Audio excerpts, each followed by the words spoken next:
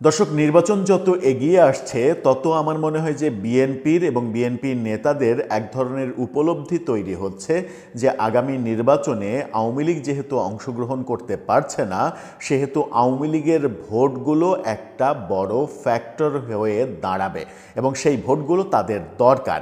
এই ভাবনা বোধহয় তাদের মাথায় কাজ করা শুরু করেছে।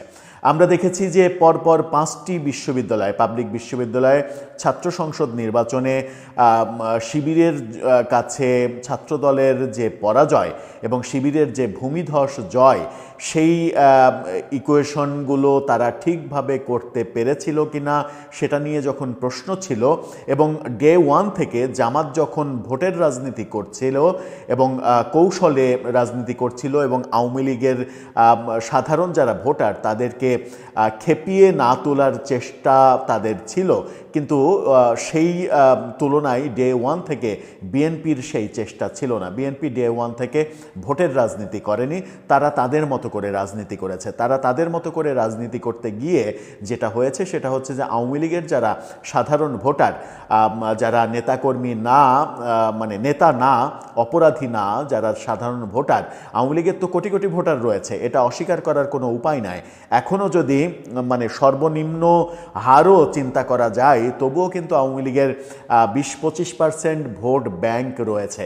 এই ভোটটা যে কোনো একদিকে হেলে পড়লে সেটা কিন্তু একটা মারাত্মক ফলাফল নিয়ে আসতে পারে। সেই ভাবনাটা অবশেষে বোধহয় বিএনপির মধ্যে কাজ শুরু করেছে এবং বিএনপির দুর্দিনে বলিষ্ঠ কণ্ঠস্বর চাঁপাইনবাবগঞ্জের এমপি হারুনুর রশিদ, তার বক্তব্যে এবার সেটা একেবারে স্পষ্ট করে বোঝা গেল।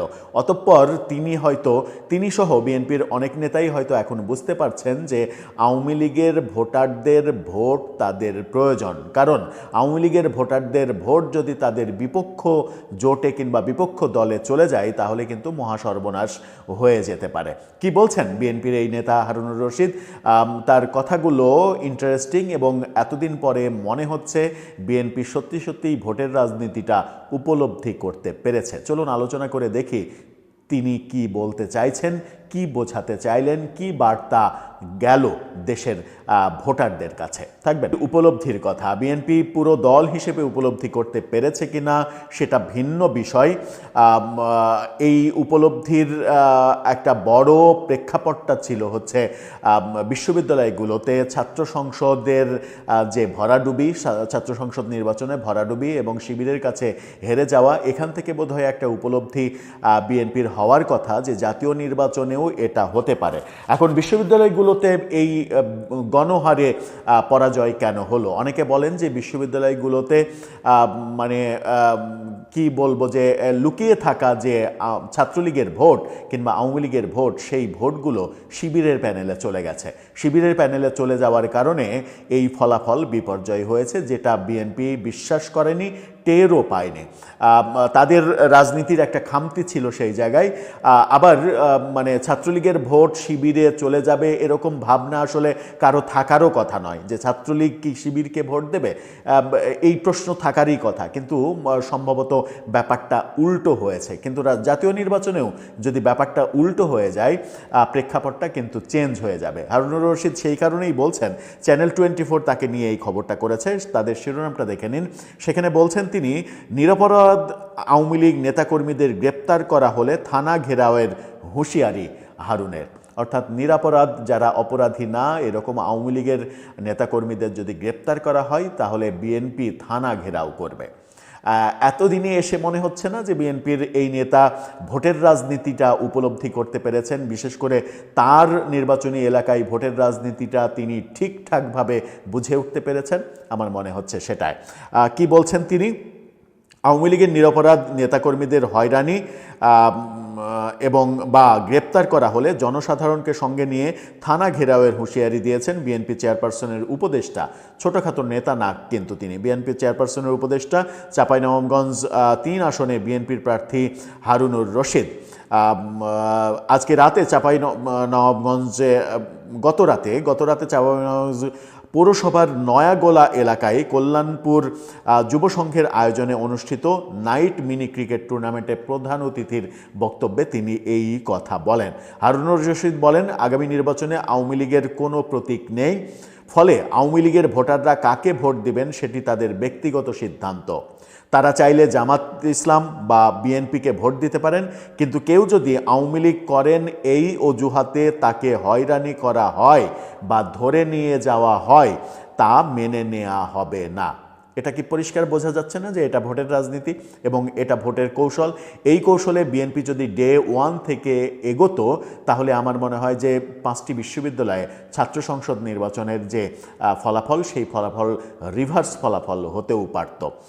তিনি আরও বলেন, ইতিমধ্যে এমন কিছু ঘটনা ঘটেছে যেখানে আওয়ামী লীগ করার অভিযোগ তুলে মানুষকে হয়রানি করা হয়েছে। তাই আমি স্পষ্টভাবে বলে দিতে চাই, যাদের বিরুদ্ধে সুনির্দিষ্ট অভিযোগ বা মামলা নেই তাদের যেন কোনোভাবেই হয়রানি করা না হয়, তা না হলে জনগণকে সঙ্গে নিয়ে আমি নিজেই থানা ঘেরাও করব।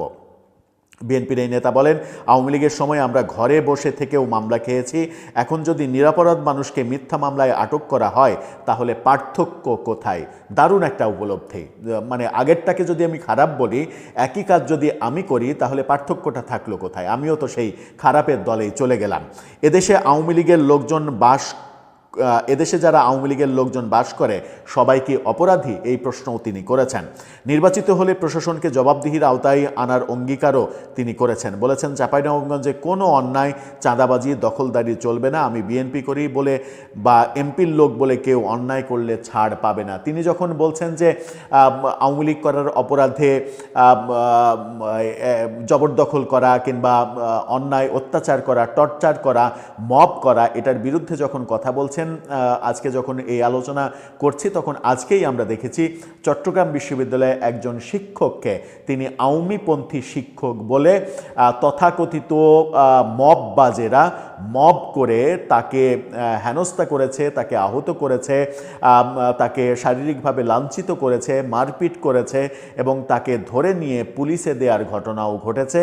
এবং সেই শিক্ষকের বিরুদ্ধে বহু শিক্ষককে আবার কথা বলতেও শোনা গেছে যারা মবকে সাপোর্ট করে বলেছেন তার বিরুদ্ধে কোনো ধরনের মব হয়নি। এই ঘটনাগুলো বিশ্ববিদ্যালয়ে ঘটেছে বলেই এই বিশ্ববিদ্যালয়গুলোর ছাত্র সংসদ নির্বাচনের ফলাফলটা আমরা দেখেছি কি হয়েছে। তার মানে এটা বলছি না যে এই ঘটনাগুলো মানে বিএনপি করেছে কিংবা ছাত্রদল করেছে, কিন্তু বিশ্ববিদ্যালয়গুলোতে ছাত্রলীগের যারা কর্মী কিংবা ছাত্রলীগের যারা সমর্থক তাদেরকে নানাভাবে টর্চার করা, নানাভাবে বিশ্ববিদ্যালয় থেকে বের করে দেয়া, লাঞ্ছিত করা, ধরে মারা, পুলিশে দেয়া, বিশ্ববিদ্যালয় থেকে বহিষ্কার করা, একাডেমিক ক্যারিয়ার শেষ করে দেওয়া, এই ঘটনাগুলো তো গত 16-17 মাসে ঘটেছে। এবং এই ঘটনাগুলো যখন ঘটেছে তখন নীরবে নিভৃতে খুবই সন্তর্পণে নিজেদেরকে আড়াল করতে পেরেছিল ছাত্র শিবির এই ঘটনাগুলোর সঙ্গে নিজেদেরকে জড়ায়নি। আর জড়ায়নি বলেই বিশ্ববিদ্যালয়ের ছাত্র সংসদগুলোর রেজাল্ট এরকম হয়েছে বলে অনেকে মনে করেন। যে উপলব্ধিটা আজকে বিএনপি নেতা হারুনুর রশিদ হয়তো করতে পারলেন, এই উপলব্ধি যদি সারা দেশের বিএনপি নেতারা করতে পারেন তাহলে তাদের জন্য ব্যাপারটা পজিটিভ হবে। আর যদি উপলব্ধি না করতে পারেন তাহলে ব্যাপারটা তাদের জন্য নেগেটিভ হয়ে যেতেও পারে। আবার এমনও হতে পারে আওয়ামী লীগের যারা ভোটার তারা ভাবতে পারেন যে এতদিন মেরে শেষবেলায় ভোটের আগে তুমি আসছো ভালো ভালো কথা বলতে, এরকম কথা বললেও কিন্তু তাদের মুখ আটকানো যাবে না। যদিও বাংলাদেশের রাজনীতির মানে রাজনৈতিক সংস্কৃতিটাই এমন হয়ে গেছে, এই সংস্কৃতি থেকে আমরা কবে বের হতে পারবো মহান সৃষ্টিকর্তাও হয়তো কনফিউজড হয়ে যাবেন এই ব্যাপারে। যে এই যে রাজনৈতিক সংস্কৃতি, যখন যে ক্ষমতায় আসবে তখন অন্যকে দমন করার নীতি, যে নীতিটা গত 54 বছর ধরে চলে আসছে, এই নীতির বাইরে যদি আমরা বেরোতে না পারি তাহলে এর ধারাবাহিকতার পরিমাণ এবং ধারাবাহিকভাবে ঘটনা ঘটার পরিমাণ বহুগুণ শুধু বাড়তেই থাকবে এবং পুরো সমাজটা অস্থির